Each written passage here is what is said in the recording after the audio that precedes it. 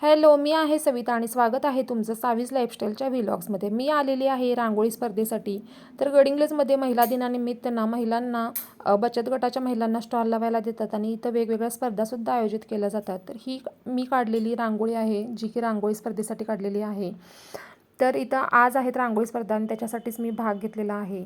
असो नंबर येवो अगर नाही हो, पण म्हटलं पार्टिसिपेट तरी करूया. मागेसुद्धा मी बऱ्याच वेळेला रांगोळी स्पर्धांमध्ये सहभागी झालेले. आता इथं गडिंग्लजमध्ये बरंच कॉम्पिटिशन आहे, तरी पण म्हटलं आपल्याला आवड आहे तर भाग घेऊयाच.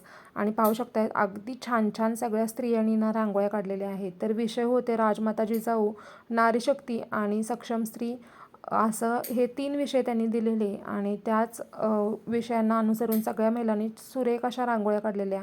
इथं ऑपरेशन सिंदूर वगैरे असे बरेच रांगोळ्या तिथं काढलेल्या होत्या.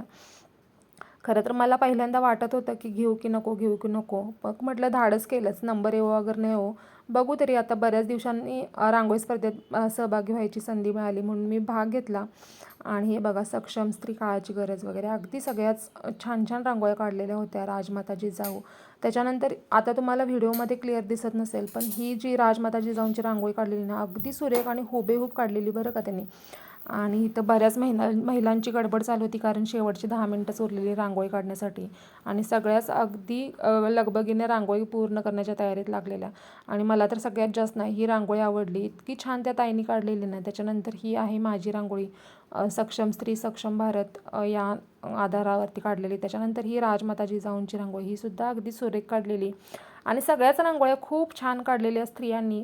आणि मला वाटतं अशा जर काही स्पर्धा असतील ना, तर आपण नक्कीच भाग घ्यायला हवा. कारण नंबर येवो किंवा नाही हो ही नंतरची गोष्ट आहे, पण आपल्याला शिकायला भरपूर मिळतं. आणि आपण कुठं आहोत आणि बाकी आपले जे पार्टिसिपंट असतात आपल्याबरोबरचे, ते किती पुढं गेलेले आहेत ते सुद्धा आपल्याला कळतं नाही का. त्याच दिवशी संध्याकाळी होत्या पाककला स्पर्धा. आणि झालं असं की रांगोळी स्पर्धा संपल्या 3 वाजता आणि मी घरी पिल्लूला घेऊन गेले आणि थोडंसं झोप लागली आणि मला जाग आली ती डायरेक्ट 4:30 वाजता. मग काय गडबडीत हे नाचणीच्या पिठापासून व्हेज पॉकेट्स बनवले आणि ते सुद्धा पाककला स्पर्धेसाठी नेले. ते थोडंसं ऑइली झालेले आणि मग पाककलेची मांडणी केली आणि थोडा वेळ तिथं बाजूला आम्हाला बसायला सांगितलं. आणि तिथंच असे विविध गुणदर्शन कार्यक्रमसुद्धा आयोजित केले होते, तर त्याचा आस्वाद घेतला आम्ही.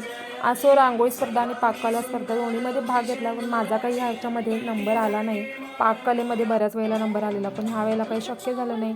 बघू आता पुढच्या वेळेला कुठं पाककला स्पर्धा दिली तर नक्कीच मी भाग घेईन. त्याच्यानंतर मग माझे तुम्ही मिनी ब्लॉग्स बघितलेच असतील, जे की गुढी वस्त्राचे होते.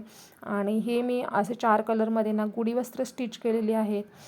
तर इथं नगरपालिकेच्या इथं महिला दिनानिमित्त बचत गटांना स्टॉलसुद्धा लावायला देतात. आणि आमच्या बाजूच्याच तायांनी उलन मॅट रांगोळीचा स्टॉल लावलेला. म्हटलं गुढी आता शिवलीच आहे तर त्यांच्या स्टॉलवर थोड्याशा विकायला लावूया.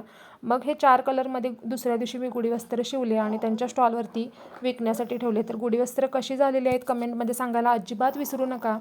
आणि मग संध्याकाळी आम्ही ही गुढी वस्त्र घेऊन त्या ताईंच्या स्टॉलवरती लावली. आणि त्याच दिवशी माझी 5-6 गुढी वस्त्र मी सेल केली. मी जे मटेरियल घेतलेलं त्याचे पैसे येऊन मला आणखीन वरतीसुद्धा फायदा झाला. तुम्हालासुद्धा असं जर काही करायला आवडत असेल तर नक्की करा आणि काहीतरी बिझनेस करायचं धाडस नक्की करा. त्याच्यातून आपल्याला फायदा नक्कीच मिळतो, पण आपल्याला धाडस नक्कीच करावं लागतं. तर व्हिडिओ कसा वाटला कमेंटमध्ये नक्की कळवा. पुन्हा भेटूयात नवीन ब्लॉगमध्ये. तोपर्यंत बाय.